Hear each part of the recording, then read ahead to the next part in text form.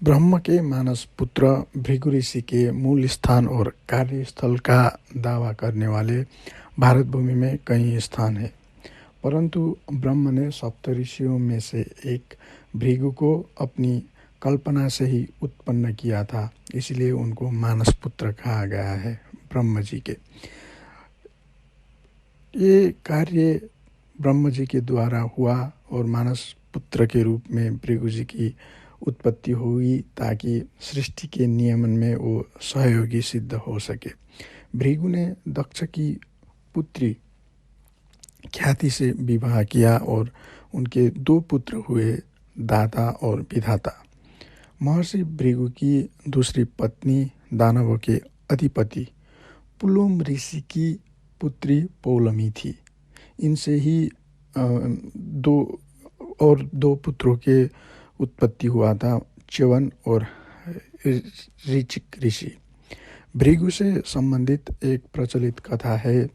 एक बार उन्होंने एक बहस में भाग लिया कि त्रिदेव भगवान ब्रह्मा, विष्णु और महेश्वर में कौन से भगवान महान है। भृगु पहले ब्रह्मा और शिव के पास गए और उन्होंने अपनी खोज के बारे में बताया।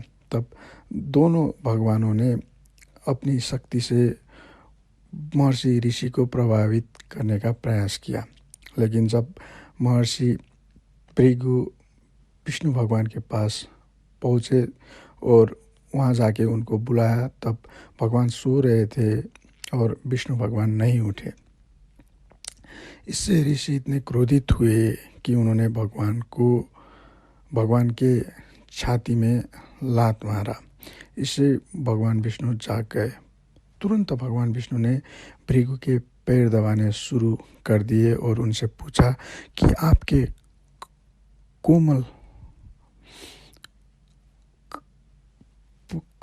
वो कोमल चरण मेरे कठोर वज्र के समान छाती में पड़ने पर कहीं आपके कोमल पाँव में कोई कष्ट तो नहीं हुआ। तो भगवान श्री विष्णु के विनम्रता को देखकर भृगु ऋषि अचंभित हो गए। त्रिमूर्ति के परीक्षण की घटना के बाद भृगु ने ब्राह्मणों को अपना जीवन यापन करने में मदद करने के लिए अपनी प्रसिद्ध पुस्तक भृगु संहिता, ये ज्योतिष शास्त्र से संबंधित पुस्तक है, इस पुस्तक की रचना की।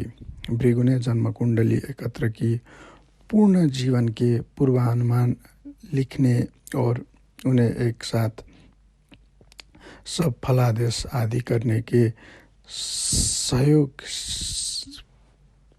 देने के उद्देश्य से भृगु संहिता में सारे ये सूत्र को एकत्रित किया।